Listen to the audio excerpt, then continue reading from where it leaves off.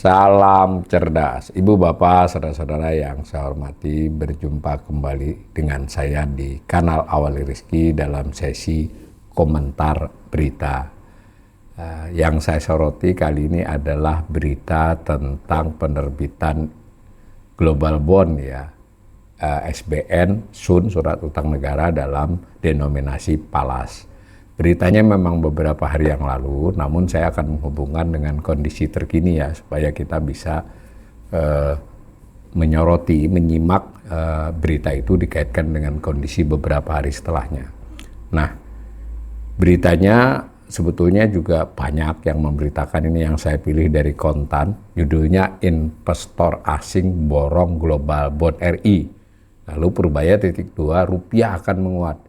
Ini ditayangkan pada hari Jumat tanggal 22 Mei 2026 jam 12:10 siang ya. Ini ada gambar ilustrasi rupiah dan dolar. Nah, beritanya begini. Menteri Keuangan Purbaya Yudi Sadewa mengungkapkan bahwa pada pekan ini, jadi pada saat berita ini diturunkan ya, pemerintah akan menerbitkan obligasi global atau global bond dalam denominasi dolar Amerika Serikat dan euro dengan total nilai sekitar 3,4 miliar dolar. Nah, langkah ini disebut sebagai tambahan pasokan devisa yang dapat memperkuat nilai tukar rupiah. Purbaya mengatakan penerbitan surat utang tersebut mendapat respon positif dari investor asing di tengah isu pelemahan ekonomi global dan kekhawatiran pasar terhadap Indonesia. Ini yang ditonjolkan oleh Menteri Keuangan ya, bahwa penawaran surat utang tersebut yang berarti pemerintah Indonesia berutang kepada yang membeli surat itu responnya positif dari investor ya, investor asing dalam hal ini. Padahal kan ada isu pelemahan ekonomi global dan kekhawatiran pasar terhadap Indonesia. Dikutip langsung nih pernyataannya. Saya punya senjata tambahan lagi. Saya minggu ini jual obligasi asing, global bond ya, sebagian dolar, sebagian euro, ujar Purbaya dalam acara Jogja Financial Festival 2020 hari Jumat tanggal 22. Ia menjelaskan dari total penerbitan tersebut sekitar 2 miliar dolar berasal dari obligasi dolar Amerika Serikat dan sekitar 1,2 miliar berasal dari obligasi euro. Nah, karena euro lebih mahal daripada dolar tadi, makanya kalau di total bukan 3,25 ya, tapi sekitar 3,4 miliar kalau didolarkan. Dan hasil penerbitan diperkirakan mulai masuk ke pasar domestik pada pekan depan ya. Jadi pada mulai hari Senin mestinya kan. Kalau itu masuk ke sini minggu depan, itu kan tambah suplai dolar ke ekonomi kita. Jadi saya tekankan lagi, rupiah akan menguat katanya. Menurut Purbaya, obligasi global yang diterbitkan pemerintah memiliki tenor 5 tahun dan 10 tahun. Namun ia menilai yang paling penting bukan hanya tenor, melainkan tingginya kepercayaan investor internasional terhadap kondisi ekonomi Indonesia. Ini yang digarisbawahi Pak Menteri ya. Di tengah berbagai spekulasi mengenai potensi krisis, kata dia, minat investor asing terhadap surat utang Indonesia justru tetap kuat. Hal itu tercermin dari tingkat imbal hasil yield yang tidak mengalami kenaikan signifikan. Saya garis bawah ya, tidak mengalami kenaikan signifikan. Bukan berarti tidak naik ya, nanti kita lihat angka-angkanya. Ketika orang-orang di Indonesia asing ribut katanya, kita mau krisis, ternyata asing masih percaya ke kita. Yieldnya tuh nggak naik, artinya mereka menilai ekonomi kita memang betul-betul kuat pungkasnya. Gitu ya beritanya. Nah, saya ingin mengajak para pemirsa saya melihat pengumuman dari Kementerian Keuangan ya, yang tentang lelang tersebut yang dilakukan tanggal 9, bukan lelang, maaf, penerbitan itu sifatnya bersifat dari SEC Register ya. SEC Register berarti sebelumnya ada penawaran-penawaran yang tidak dipublikasi.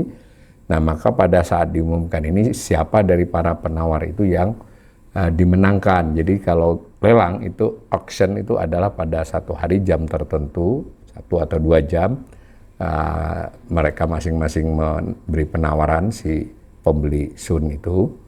Nah, lalu nanti yang dimenangkan yang mana. Kalau ini ya kayak orang ada SEC, ada mekanisme, dan ini tentu mendapat bantuan dari broker ya, broker karena ini juga di luar negeri. Nah, maka seperti di daftar siapa aja yang beli, mau berapa gitu. Itu udah diumumkan lah tanggal 19 hasil akhirnya. Nah, ini diumumkan 19 Mei. Tadi Pak Menteri ngomong 22 Mei ya, mengutarakannya. Ini saya belum pasti ini. 19 Mei ini kan settlementnya berapa hari kemudian, ini apakah duitnya. Tanggal settlement ditulisnya 12 Mei, 29 Mei 2025 T plus 5 ya. Jadi memang duitnya mungkin belum sepenuhnya masuk ya. Tapi kan dalam konteks ini suasana pasar bisa diredam gitu karena sudah ada kepastian akan ada devisa.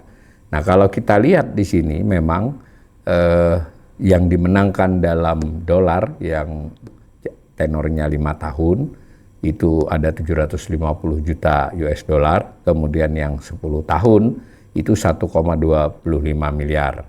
Kuponnya sendiri yang 5 tahun 5,03, sementara yang 10 tahun 5,69, ya lebih tinggi ya. Nah, sedangkan yield itu bunga bersihnya dan dicerminkan dari harga yang itu 99,913, yang satunya 99,925. Artinya bunga bersihnya di atas kupon sedikit, sehingga 5,050 dan 5,7 ya. Itu yang kita lihat dengan yang di dolar. Nah, sementara yang di euro sebelahnya ya, yang yieldnya 4,558 untuk 7 tahun, yang 12 tahun 5,4140. Nah, saya ingin garis bawahi ya, bahwa kita melihat 5,7 gitu, bisa kita bandingkan dengan misalnya kalau dalam bentuk rupiah sekarang ini rata-rata untuk yang 10 tahun itu 6,85, 6,9 lah dikeataskan ya. Berarti selisihnya kan sekitar 1,2. Berarti ini secara yield presentasinya lebih murah. Tapi ingat, berarti kan ada faktor kurs juga di sini. Nanti karena pada saat membayar bunga dia kan pakai rupiah tuh. Maaf, membayarnya tetap dalam dolar. Tapi kalau dilihat secara rupiah di APBN untuk membayar bunga itu kan jadinya kurs berpengaruh terhadap bunga yang dikeluarkan dari belanja APBN. Artinya ini kita sudah melihat 5,7 kata Pak Menteri tadi ini tidak naik signifikan. Tapi kalau kita lihat lelang-lelang sebelumnya itu 5,2, 5,3, bahkan pernah ya hanya di kisaran 5,1 ya. Jadi saya tidak tahu juga pengertian tidak naik signifikan itu berapa. Yang jelas naik. Dan jangan lupa ada faktor nanti pada saat membayar bunga.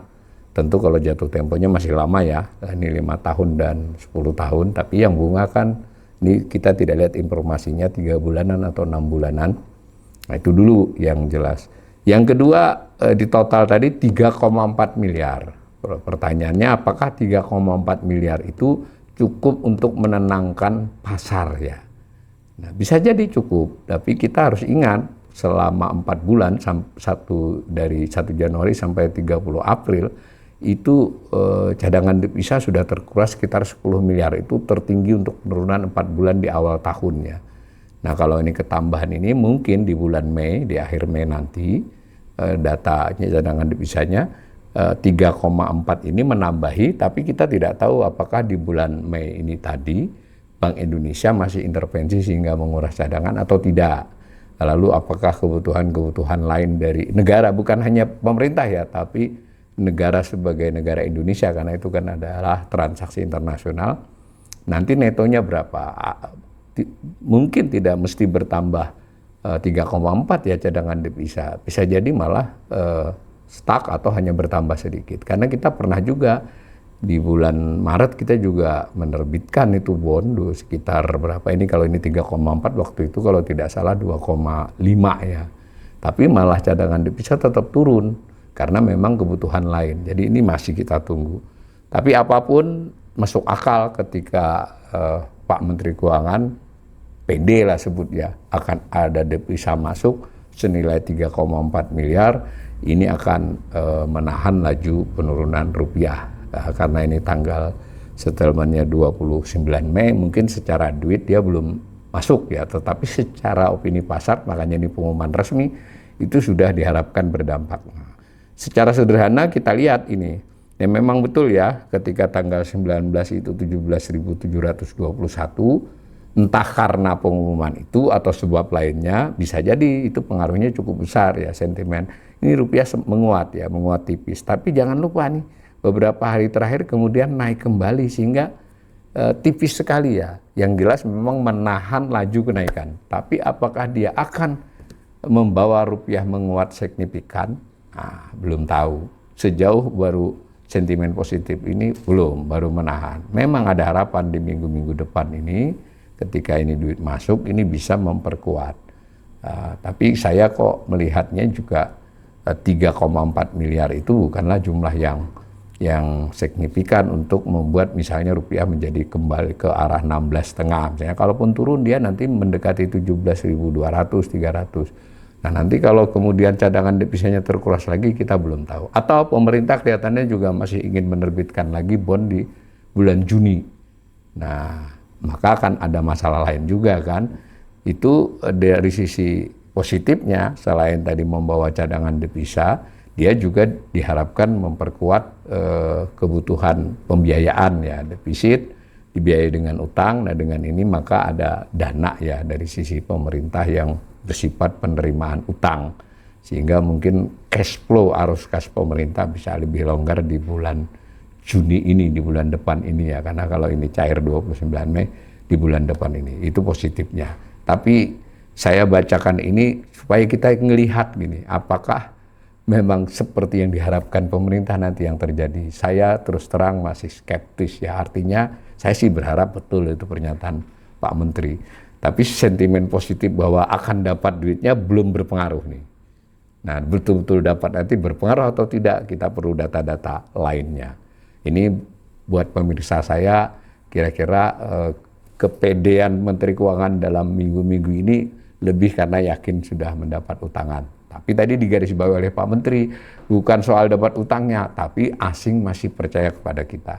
Sekaligus buat para netizen saya ini yang suka menambah-nambahi ya, ini kanal saya kanal beberapa kali adalah antek asing. Saya ingin ingatkan, Pak Menteri Keuangan juga sumbernya adalah pengen dapat utangan dari asing. Menurut saya kita lihat kondisinya secara lebih realistis. Kita berharap Pak Menteri berkomunikasi yang lebih baik. Kalau ternyata yang diharapkan itu terwujud, ya mudah-mudahan baik. Tapi jangan lupa tadi, bunganya tinggi. Bunganya tinggi itu akan ditanggung di bulan-bulan mendatang saat mulai bayar bunga utang. Kalau rupiahnya tidak menguat, sementara kita saatnya bayar bunga, maka akan menambah beban belanja bunga di APBN. Mudah-mudahan kondisi yang terbaik yang akan kita hadapi di waktu-waktu mendatang.